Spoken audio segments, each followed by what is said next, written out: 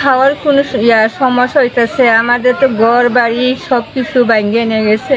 কি করবো আমরা এখনো নিউ পাই, কোনো কিছু খেতে পারতেছি না। আমরা কালকে থেকে সারাদিন আজ পর্যন্ত আমরা কি করবো নিউ পাই। আমরা বেশি গরিব মানুষ, যে অবস্থা আমাদের কেউ কিচ্ছুই খাইতে পারে না আমরা আজ পর্যন্ত। ঘর ভাঙছে আর ঘর ভাঙছে, অনা থাকা জায়গা নাই। আর কি করবো, খাওয়া দাওয়া তো কষ্ট।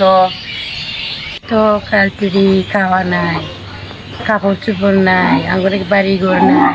আমরা কই থাকি, কই খাই, কিছুই আঙরে নাই।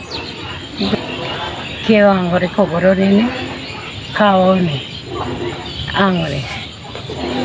আমার ঘর বাড়ি নাই, কাপড় চোপড় থলাই গেছে গা। অন খাওয়া দাওয়া আমার অন সব কিছুই নাই। অন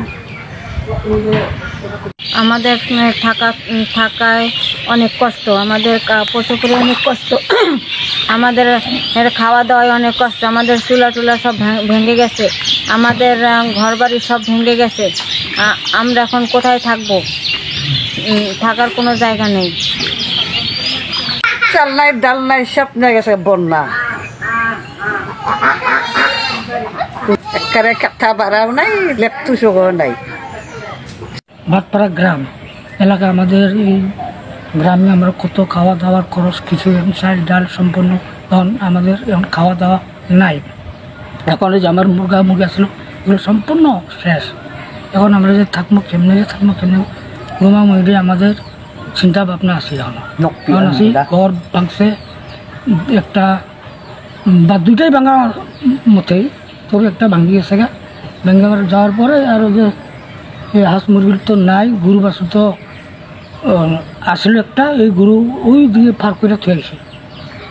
আমাদের কাছে একটু সাহায্য সুবিধা আমরা চাই।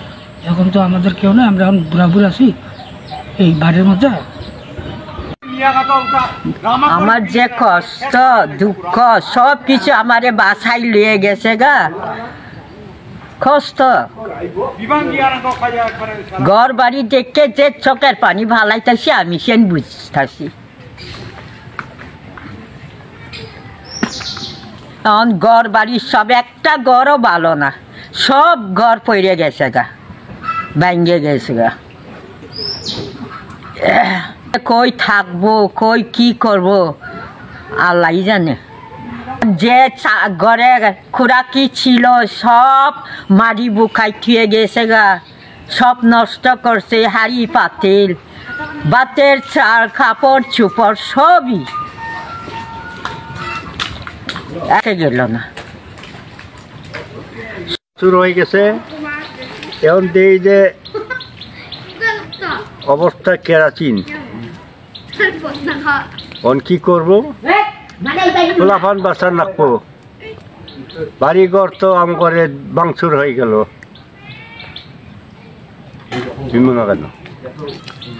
আমার অভিলাষ ছিলেন, আপনারা আমার সহযোগিতা করবেন কিনা? বাড়িঘর তো ভাঙচুর করে আমার